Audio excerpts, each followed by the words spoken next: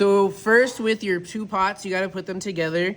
Don't worry about the lips yet, because although the lips might be a little bit messy or crinkled or cracked, that's not going to be an issue, because what we're doing is we're going to put those two together and overlap them, and you won't even see that anyways.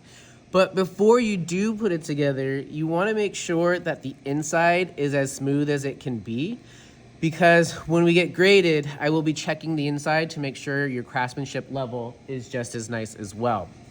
So with that in mind, have the smoothness of the inside first. Then you're going to figure out which one's gonna be slightly larger. So when I look at these two, this one's a little bit bigger. So I'm going to just flare it out here so that it creates a little rest for the other one that's gonna go inside. Take a needle tool, score this one on the inside, and then you'll take the needle tool again, but you're going to do the other one on the outside. And the reason why one is on the inside and one is on the outside, that's where the two are going to touch and connect. Most students tend to do it on top of the lip. That's not really where they're touching. We need the score marks to touch score marks so that it creates like a Velcro bond and connection. Then you'll take your slip, add that on all the cracks. Or not the cracks, the score marks. And the other thing I should mention is before you start doing this, your clay should be about leather hard or leather soft, meaning it's stiff enough that it can support its weight and it's not too soft and gonna collapse on itself. So it needs to be a little bit stiffer. Over in the back corner, there's some blow dryers on the pegboard.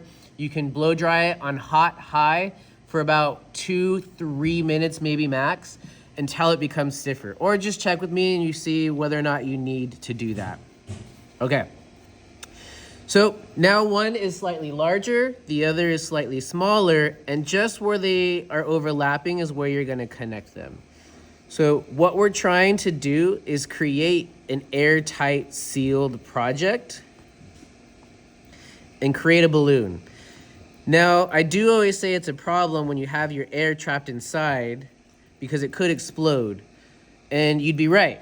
But with this one, we want the air to work in our favor. So we're creating a balloon, and eventually we're cutting it open anyways and adding a lid and a spout so air will be able to escape.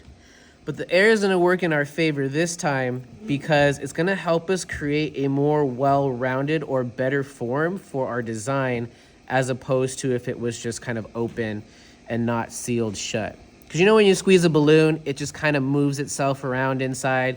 The air pushes itself towards the weakest point of the balloon, and that's what this is basically gonna do and prevent it from collapsing on itself. So it's gonna create a little bit more pressure inside. So just using my fingers to blend and get rid of the seam. Take a rib tool and a little bit of water, and that will help you smoothen it out as well. It does not need to be perfect at this point. You might also get some divots in it where you can't get inside and get it out without gouging it or creating a bigger, like cut. Like right here, I might have a little bit of an issue, but I'm just gonna try blending it as much as I can. But don't worry about that. Even though it's created this little dip here, that's not an issue. Because once you've got that seam sealed, your next step is to help you just shape it into the general shape of your pot. So like I know Luis is doing Mermaid Man, so this would be like the torso of Mermaid Man, so it'd be like an upside down triangle. But Dylan's, this is his pots here, he's doing Spider-Man, so he's doing like Spider-Man's head. So we need it to be more rounded. So you're just taking the paddle and trying to make the general shape of that pot. It's gonna compress it a little bit, it's gonna get a little bit more compacted on the inside, but this will give you that better shape. And those parts that were sticking in or, kind of concaving inside, it will eventually go away. And if anything, if you can't get it out and get rid of it, once we do cut it open, you can then enter from the inside and push it back out to level out the surface.